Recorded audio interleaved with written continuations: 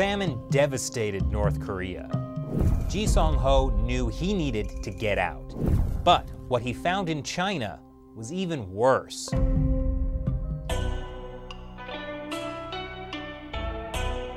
Hi, welcome to China Uncensored. I'm Chris Chappell. I bet you don't usually think a place could be much worse than North Korea. But for many North Korean refugees, life in China is a nightmare. They have no voice, no rights, and the women are often sold into sex slavery. But North Korean defector Ji Seong-ho is trying to change that, and there's a way you can help. I sat down with him on the sidelines of the 2018 Oslo Freedom Forum in Taiwan. Thank you very much for joining us today. Yeah. So you were a child when the famine hit North Korea. What was the country like during that time? If I describe it in one sentence, it was like we were hit by a tremendous natural disaster or a war. I could see dead corpses who died from starvation on the street. Houses were destroyed because people who were too hungry to go find fuel burned parts of their homes for warmth.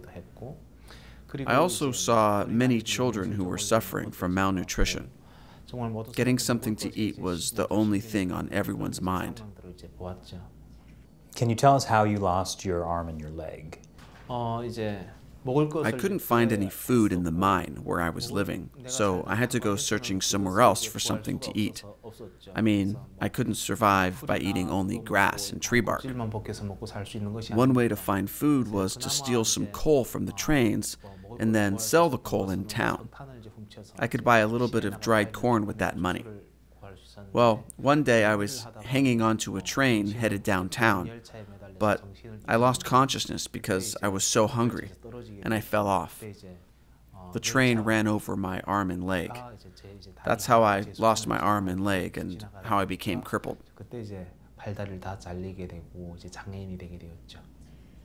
When did you realize you needed to leave North Korea? Even after so many years of famine, the situation wasn't getting any better. I learned that the North Korean government was lying about the situation when I visited China to find some food. I started to think that I have to leave North Korea to survive. In 2006, I made up my mind to escape, even though I knew it would be almost impossible. China is a critical stop for North Korean refugees. How are they treated in China? China is a horrible country for North Korean refugees. If they make one mistake in China, it can lead to their death by Chinese police. It's ironic since they escape North Korea in order to survive, but end up facing death in China anyway. Some refugees just want to get some food and go back to North Korea. And some refugees want to go to South Korea to seek freedom. So many people got arrested and sent back to North Korea. So many people got killed and thrown in prison in North Korea after they were sent back. That's why, when we think of China, we think of a country of terrible pain.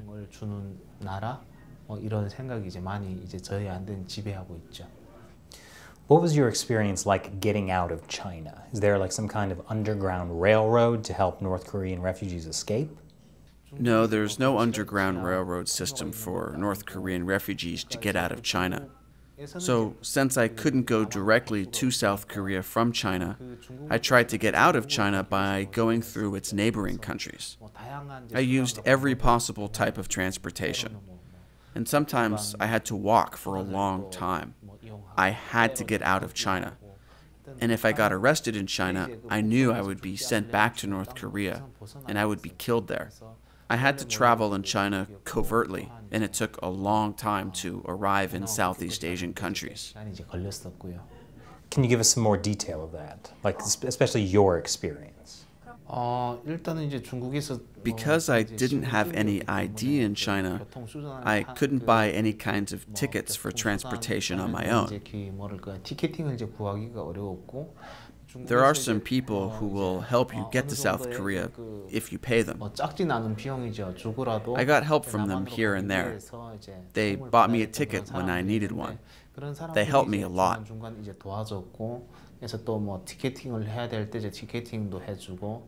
I had to travel to certain places to be safe sometimes. Sometimes they provided a taxi for me. I used a lot of different ways to move around in China. And when you weren't riding a train, you were on crutches for the rest of the time, correct? That's right. I had to use crutches all the time, and it was giving me more problems because of it. There is no one in China who uses such run-down, handmade crutches like mine. Chinese people had artificial legs or nice crutches. I had no hand and tied some old wooden crutches from North Korea to my arm. A lot of people were looking at me funny. Since I don't speak Chinese, I was very afraid.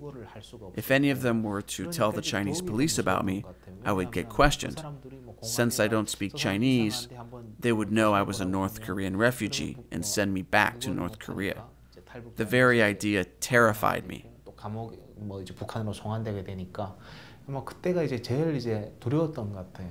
So what was your process like? You went from North Korea to Northeast China.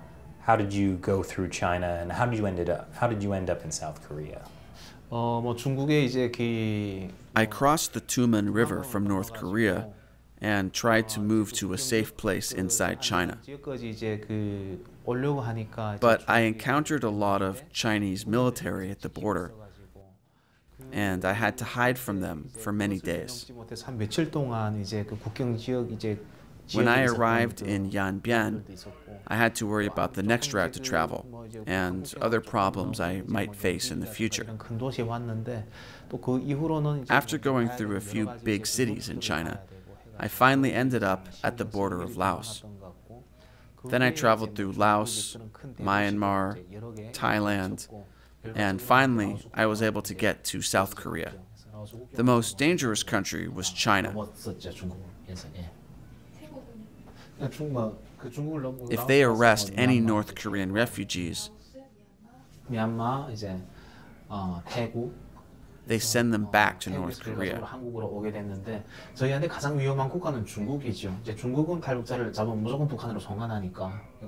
I was so scared. I couldn't even eat food.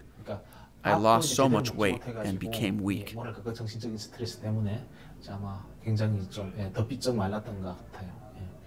China was scarier than North Korea? Yes. Because it was bad enough to escape from North Korea to begin with.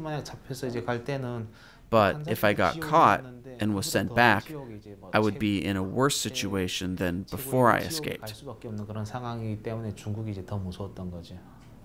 Every time I heard a sound of police cars, or sirens, or even the sound of an ambulance, my heart started pounding so hard. I was so scared. I couldn't hide my fear from showing. You created the group Now Action Unity for Human Rights to help North Korean defectors. What have you accomplished?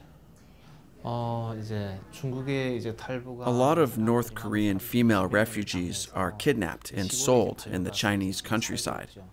They are denied human rights, resold over and over again, and abused by their husbands. And they suffer through all this pain only because they are from North Korea. They're in a vulnerable situation because everyone in China knows that if they get caught and sent back to North Korea, they will be killed. So I'm trying to rescue these women and bring them to South Korea. A lot of women were able to come to South Korea and find their freedom. Sometimes we bring the children who were born in China and unite them with their mother.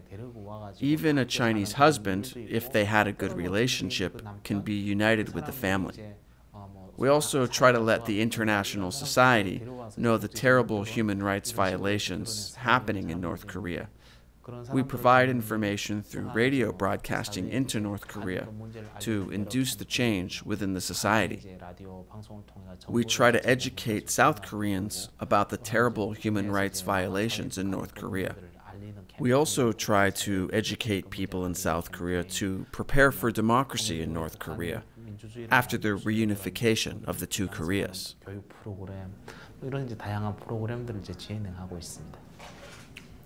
How specifically do you get like a North Korean woman out of China?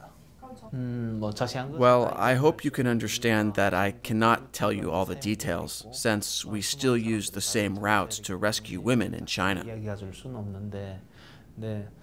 There are so many women who are still waiting to be rescued and freed. It is a fact that many North Korean refugee women are still in pain and their human rights are violated in China. Unfortunately, we cannot help every woman who contacts us for help. It costs money, approximately $2,000 per woman. We have to give them food, clothing, transportation, and sometimes shelter on their way to South Korea. We are trying to raise funds so we can rescue more women. Although there are too many requests for help coming from all over China, we have to focus on women whose situation is worse than others.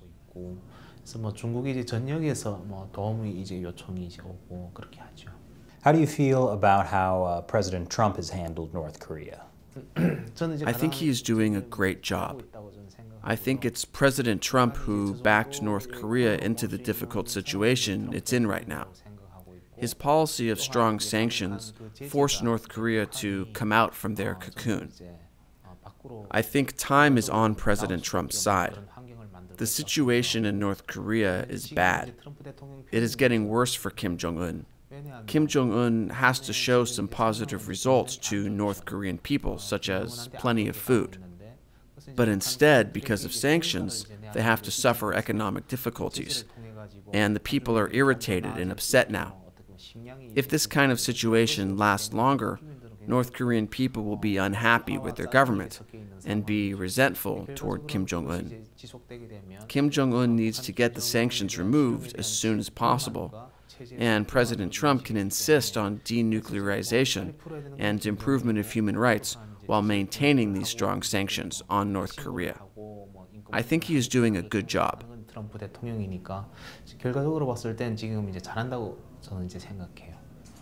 What can people around the world do to help the people of North Korea? Specifically, I'm kind of interested in the flash drives for freedom. People are changing in North Korea. People became more curious when the government tried to control things and shut down influences from the outside world. We are sending USB flash drives to North Korea because we believe information will change people. People in North Korea are starting to realize that they are on the wrong path. They are starting to be aware of human rights violations in North Korea. North Korean diplomats and high-ranking party officials already know that they are doing something wrong because they are more exposed to the outside world. People inside North Korea are getting educated on human rights and democracy and individual rights by the information contained in these USB drives that we're sending. That is why it is very important to keep sending USB drives to North Korea.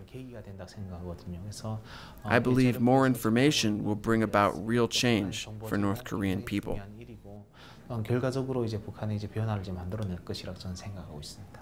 I understand you still carry the same crutches you escaped from North Korea with. Why do you do that? Every time I look at my old crutches, it reminds me of the terrible time I had to endure in North Korea, and it makes me cry. However, it is a good reminder of the fact that there are still some people like me in North Korea who are oppressed by the North Korean regime. There are so many people in North Korea who are still suffering, and the government is the cause of their pain. I think of my old crutches as a symbol of freedom for the people in North Korea. It is a good reminder of why we have to keep pointing out the human rights violations in North Korea and keep pressuring the North Korean regime to change. I will keep carrying my old crutches until the day when North Korea is changed and the people get their freedom. Thank you very much for joining me today.